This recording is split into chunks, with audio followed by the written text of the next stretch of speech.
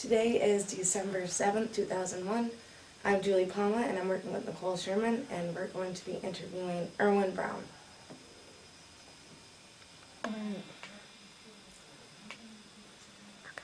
I'm just going to start off asking you about your home life before the Army.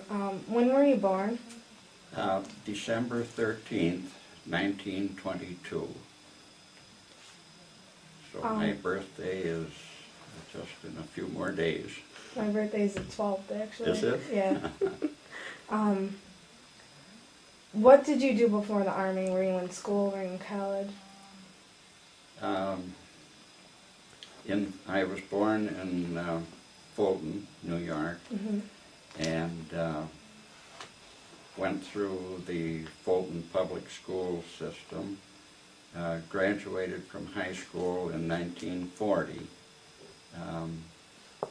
I took entrance exam to Oswego and was accepted, but I didn't feel I had enough money at that time, so I worked in the Fulton woolen mill for a year, and then during that time I took the entrance exam again and was accepted again at Oswego and entered in 1941. And I was able to complete 2 years before I enlisted in the Army. It was called the Army Specialized Training Program, ASTP, and went into the Army. I went to the induction center at Fort Niagara, and from there went to Camp Wheeler, Georgia for basic training, and then from there we were sent to different universities. I went to University of Alabama to study engineering, and that program was closed down shortly after the invasion of France at Normandy. And we were sent to different divisions at that time, and I went to the 106th Division out in Indiana and trained with them for a time, and then was sent from there overseas to join the 30th Infantry Division. Was the Army a specialized program made specially for college students and people who were in college? Yes, not only for people who were already in college, but for people who scored a certain level in it would be a exam that the Army gave when you first went in. And that program was supposed to train people for engineering. And Navy had a similar program. They called it a V7 program. And they would take people and train them for their officer corps. So how old were you when you joined the Army? Let's see. I enlisted in 1942, so I had to be 20. Okay. What did you think of your basic training and all the camps you attended? I thought it was very good.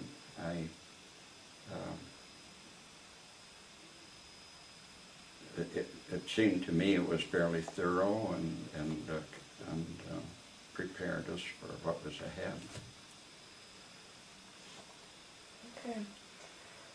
Okay. How was the basic training different from the actual fighting?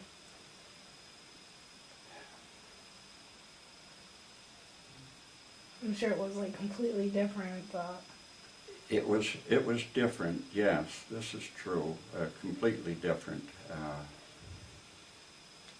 The only thing I can say is that the basic training prepared us for the action that we encountered.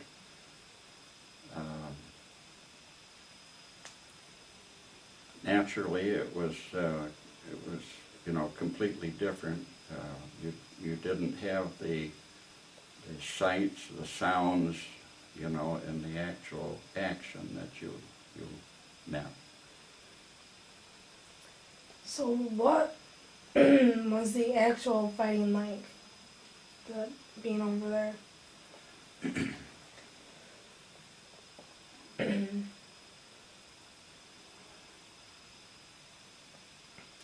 Well, it was at times terrifying. There were pleasant times, there were humorous times.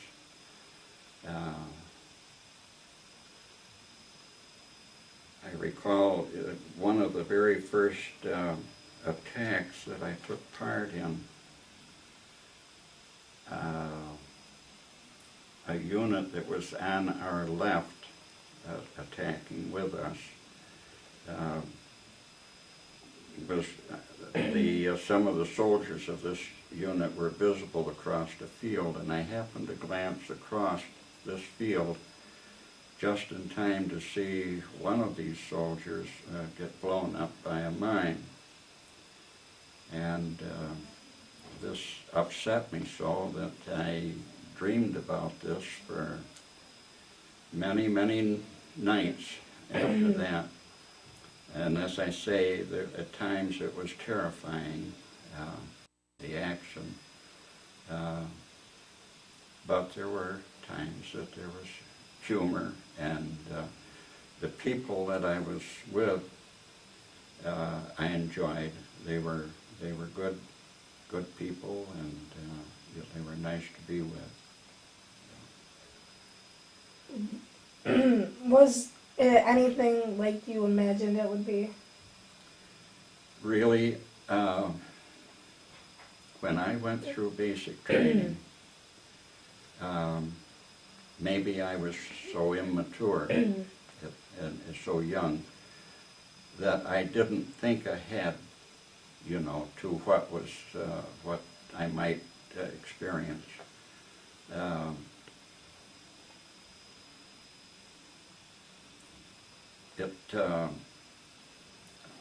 I guess that I just didn't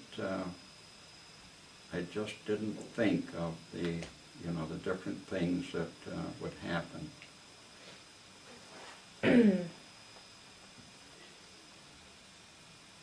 You were an expert marksman, correct? Yes. And what did that mean exactly? What does that? Well, it meant that for one thing, in my training battalion, I scored second high in the whole battalion in marksmanship. I later on in advanced training, I was asked if I wanted to be a sniper.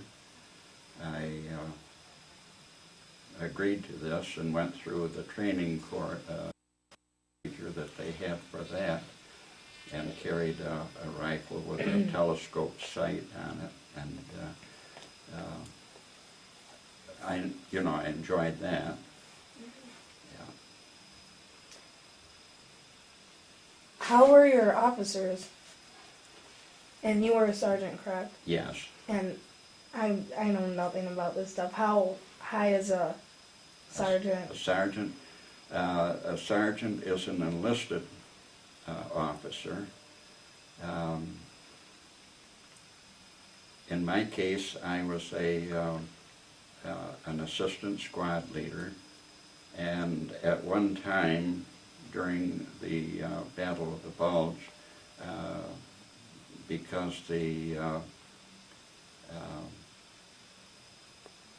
squad leader he suffered frostbite in his feet, had to be sent back to the hospital, and so I became acting squad leader at that time. I guess you would say the sergeant is someplace around the middle rank of enlisted ranks. Halfway up or halfway down, I don't know. Yeah, okay. How big was your squad? Our squad, each squad is of 12 men. Okay. In your paper you mentioned crossing the Rhine River. Yes. Can you tell us about that?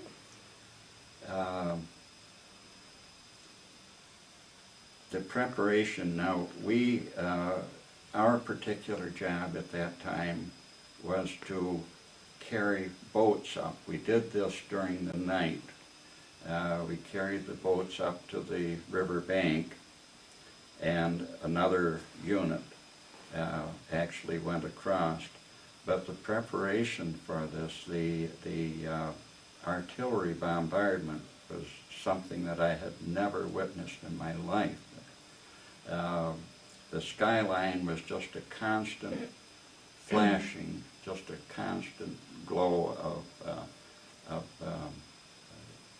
guns firing, and shells were going over us and landing on the other side of the river, and it was just a constant bombardment. It was the noise, the flashing, it was just tremendous.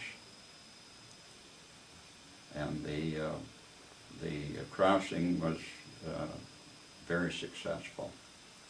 How wide is the Rhine River?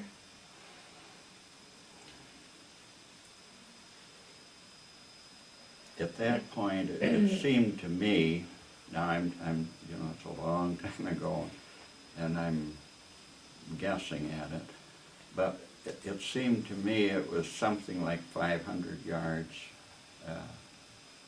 across there. You walked across, or did you take? No, we went across in boats afterward. Yeah. In the paper you said that some of the American equipment was better than the Germans, and you also said some of the Germans' equipment was better. Yes. One of the questions that in the letter that I filled out mentioned this, and it got me thinking about it, and it's true. Of course, Germany was preparing for this long before we started preparing for it. So some of their equipment was much better than ours. I brought this in just as an example. This is a German kit for cleaning a rifle. Now we were issued what we called a string pull-through. It was just a piece of string with a metal clip on the end to hold a patch that you'd pull through the barrel of your rifle. And once in a while, these would break off, and this would be, stuck in the bore, and you had to get it out somehow. But this kit, this is what the Germans had. This is a little tool for that they use for cleaning parts of their rifle.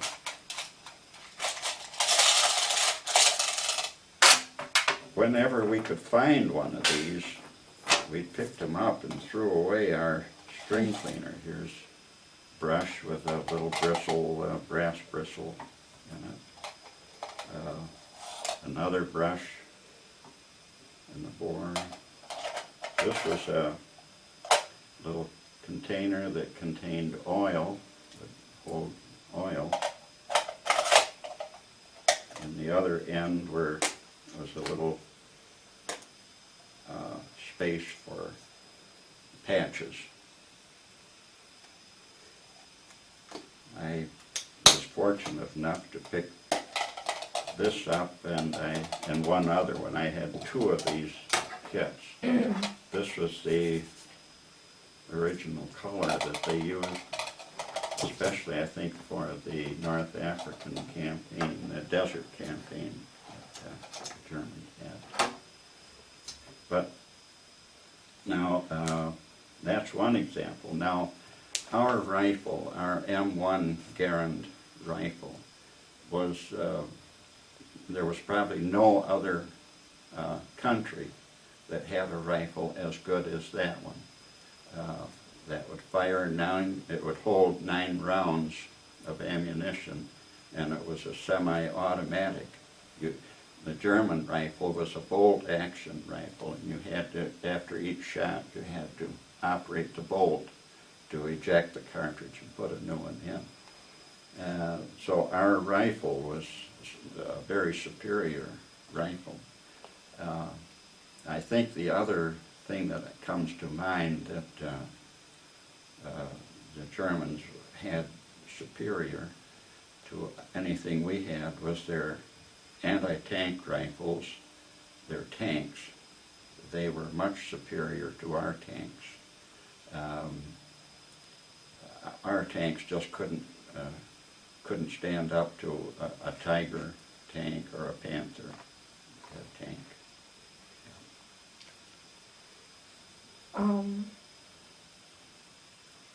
In your paper, you also mentioned a friend you met at Fort Niagara. Oh, yes. Can you tell us about him? I have a picture of him here. We met at Fort Niagara. Don Joseph, his name was. He had just graduated from Buffalo State, and we just seemed to get along together very good, and we're fortunate enough to go to the same basic training camp at Camp Wheeler. And then when we were sent from Camp Wheeler to University of Alabama, we roomed together. And then when we went out to Indiana, he was sent to a different regiment than I was, and at that time we separated. He was in the Battle of the Bulge. He was fortunate enough, he happened to see German tanks coming, and just at that time a truck, one of our trucks went by, and he jumped on the truck and got out of there. And so he was not captured by the Ardennes Bulge. After the war, and I should say while we were at the University of Alabama, he met a co-ed down there, and after the war they were married, so that was nice. And we've kept our friendship, and we usually see them at least once a year now.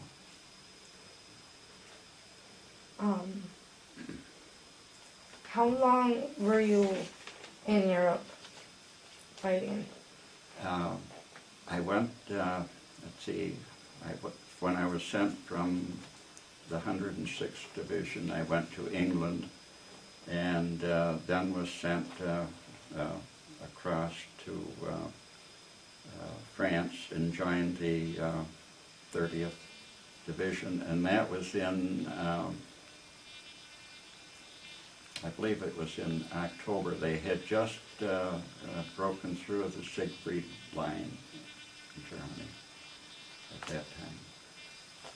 Might have been late September, early October, something like that. And I was with them until I was discharged in 1945. When you returned from the war, were things different at home? Did anything seem...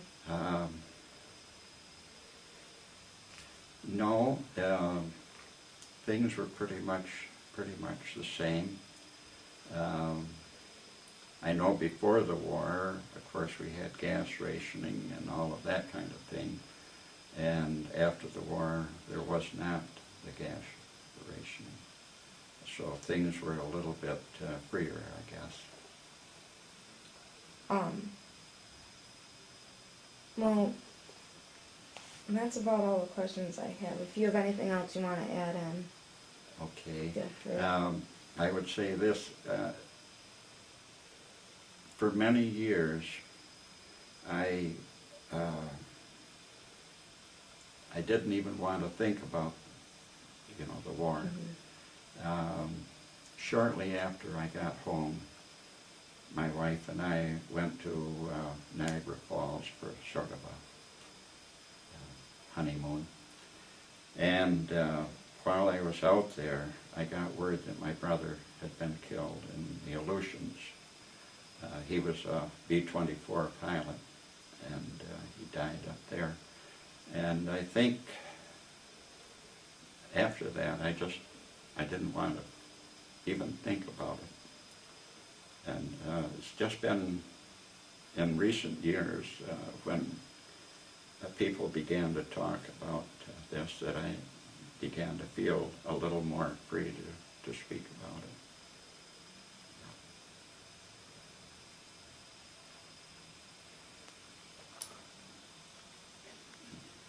Is that Julie? Yeah. Okay. Yeah, that's all.